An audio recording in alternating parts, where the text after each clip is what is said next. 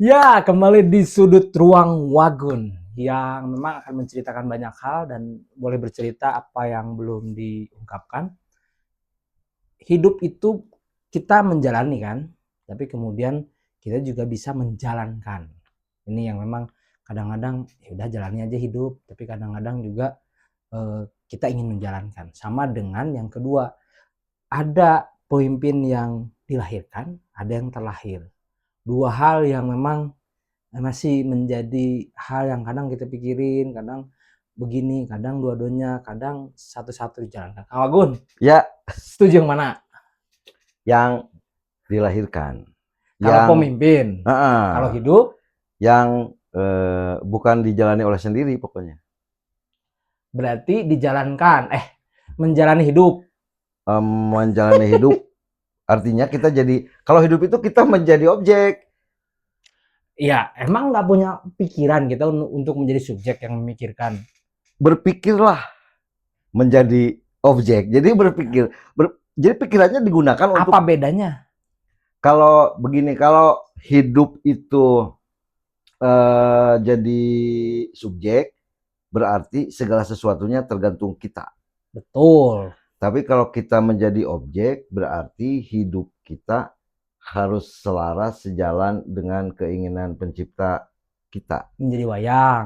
Masalahnya kita jarang tahu apa keinginan pencipta kita. Kan itu masalahnya. Maka pikiran yang ada itu harus digunakan untuk selalu menyelaraskan diri dengan sang pencipta. Gitu loh. Dua-duanya salah? Tidak. Dua-duanya benar? Tidak juga. Tapi kan kita selalu berkutat dengan pikiran kita setiap hari, Kang. Betul. Hari ini saya mau jalan ke Jakarta. Hari ini saya mau jalan ke Surabaya. Kan kita yang menjalankan pikiran loh. Iya, pikirannya. Betul. Betul. Tapi begini, ada orang yang ingin ke Jakarta.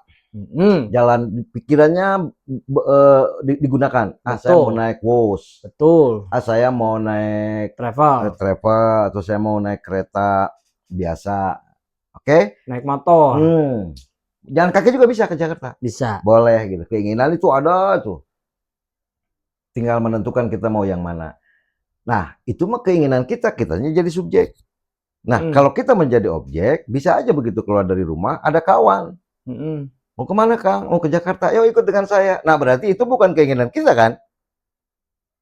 Ya ikut dia. Artinya itu ikat keinginan Tuhan. Tapi dia juga punya pemikiran yang sama. Berarti dia juga dikendalikan oleh pikiran dia dong. Enggak. Ya enggak, ya sama. Ya, dia kan tidak bermaksud untuk mengajak seseorang tidak, tapi pergi ke dia Jakarta. Berpikir sama untuk ke Jakarta. Iya, memang kerjanya ke Jakarta gitu loh. Ya enggak. Maksudnya yang ini sama, yang ini si A berpikir ke Jakarta, si B berpikir ke Jakarta. Sama, dua-duanya mengendalikan pikiran itu sama-sama ke Jakarta. Cuman kebetulan saja dia jadi ketemu barengan, tapi esensinya sama-sama berpikir. Sama-sama berpikir, tapi dia tidak pernah berpikir akan bareng samaan orang itu sama si A, dan si A juga tidak pernah terpikir di dalam benaknya akan ketemu si B. Gitu loh. Betul. Nah, jadi dua-duanya benar. Menggunakan akal dulu, menggunakan pikiran dulu. Saya mau ke Jakarta naik A, B, C, D. Tapi the last minute, the last decision, bukan kita yang menentukan. Nah, itu baru benar. Lah kan ketika kita jalan, kita yang menentukan. Kan kita jadi tidak tahu. Kitanya pengen naik bus, tiba-tiba ada kawan yang ngajak. Terus hati kita mengatakan, pikiran kita mengatakan, ya udah ini aja bareng, karena searah ke Jakartanya. Ya udah ikut. Ya, tapi tetap esensinya ke Jakarta kan? Ke Jakarta. Iya, gitu. Sama dong. Iya, tapi kan proses ke Jakarta yang berbeda kan? Itu mah di luar kendali kita. Ya justru itu. Di luar kendali kita. Enggak. Artinya. Esensi pertanyaannya apa coba? Artinya tadi, apakah kita yang betul-betul menjalankan sesuai dengan yang tadi jadi subjek itu? Boleh, kalau mau jadi subjek full 100% boleh. Tanggung resikonya. Anda mau jadi objek, subjeknya Tuhan, boleh. Tapi tanggung resikonya. Semuanya boleh. Nggak ada yang salah, cuma tanggung resikonya. Ada risiko dua-duanya? Ada risiko. Anda mau maksakan naik bus, boleh. Tapi risikonya kalau telat, delay, terima. Oke, Anda mau jalan kaki, ke Jakartanya boleh, Betul. boleh, tapi bakal capek, terima risikonya. Anda mau ikut ketentuan Tuhan, boleh, tapi Anda tidak akan pernah tahu seperti apa rencana Tuhan gitu.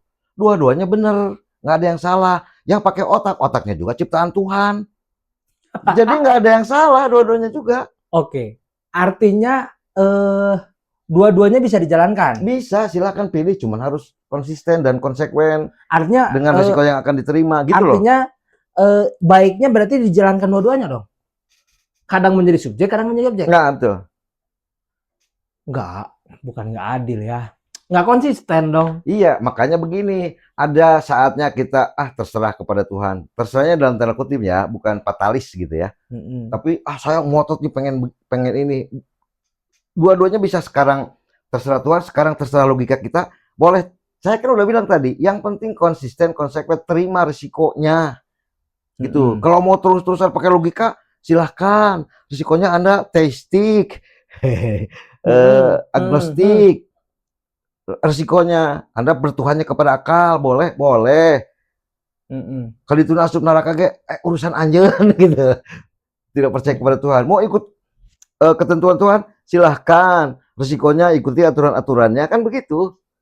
Dua-duanya nggak ada yang salah. Terima risikonya. Jadi ketika kita mengendalikan pikiran kita untuk melakukan sesuatu, sah saja. Boleh. Ketika kita tidak mau ngapain, sah saja. Sah saja. Pasrah aja. Pasrahnya yang dalam pengertian positif ya, bukan dalam pengertian fatalis. Karena orang sering mengatakan, sering tidak bisa membedakan mana pasrah, mana fatalis. Nah ini penting nih. Kadang banyak orang yang mendefinisikan pasrah tuh sudah kan. Fatalis. Udah gini aja lah. Padahal pasrah itu aktif. Maksudnya? Nggak diem gitu, pasrah itu. Jadi gini. Ya enggak, namanya juga pasrah ya. Ya itulah pengertian pasrah itu gini. Pasrah nih ya. Rezeki itu ditentukan oleh Tuhan. Saya pasrah kepada keyakinan bahwa rezeki itu ditentukan oleh Tuhan. That's right. Bukan diem. Coba jadi kernek. Beres jadi kernek, nggak nunggu tapi berapa diem, hasilnya. Kalau mau diem juga datang. Kalau mau diem juga bisa aja datang. Ada riwayat yang mengatakan begitu antara murid dan mursyid. Iya benar, saya ingat. Ada itu. Iya benar. Ada itu. Dua-duanya juga tidak salah. Yang penting konsisten, konsekuen. Saya percaya bahwa rezeki itu nggak usah dicari, akan datang sendiri, kata sang guru kan gitu. Benar. Saya nggak nyebut nama nih. Ya. Kata muridnya harus dicari. Muridnya kemudian dapat pekerjaan metik anggur kan. Tadi tuh benar, saya berusaha dapat kan. Terus gurunya datang ke gurunya karena inget ya. Saya mau ngasih ke guru ini, saya dapat pekerjaan. Kata gurunya, saya kan nggak kemana-mana. Itu dapat juga. Saya dapat dua-duanya benar, saya konsisten konsekuen gitu. Iya sih. Itu yang memang kadang orang salah pahami ketika bilang pasrah kan. Iya. Nah, sebetulnya bagaimana kita menafsirkan pasrah itu menjadi sebuah hal yang fatalistik ya? Sorry tadi. Ya, fatalistik. Tidak menjadi fatalistik. Tidak menjadi fatalistik. Kita akan kembali di part 2.